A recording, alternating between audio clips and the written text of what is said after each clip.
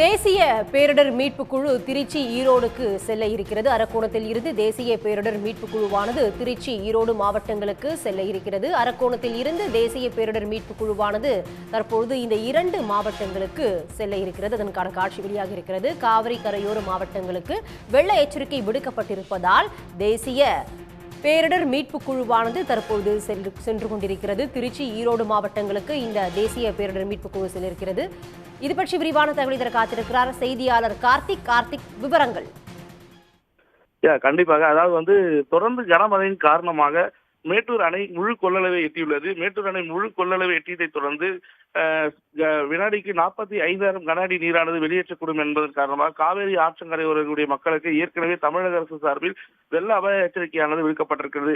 மேலும் தமிழ்நாடு பேரிடர் ஆணையம் கேட்டுக்கொண்டதற்காக மீட்பு பணியில் ஏதேனும் ஆற்றங்கரை ஓரக்கூடிய மக்களுக்கு ஏதேனும் வெள்ள அபாயத்தால் பாதிப்புகள் ஏற்படும் என்பதற்காக முன்னெச்சரிக்கை நடவடிக்கையாக அரக்கோணத்திலிருந்து தேசிய பேரிடர் மீட்பு பணியைச் சேர்ந்த வீரர்கள் சுமார் 2 குழுக்களை சேர்ந்த அதாவது திருச்சி மற்றும் ஈரோடு மாவட்டம் என 2 மாவட்டத்திற்கு 60க்கும் மேற்பட்ட வீரர்கள் தற்போது வாகனங்கள் மூலமாக புறப்பட்டு சென்றிருக்கின்றனர்.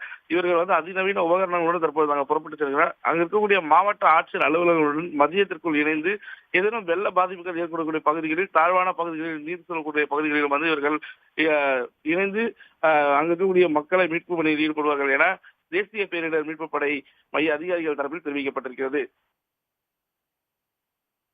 கார்த்திக், தற்போதைய விவரங்களுக்கு நன்றி.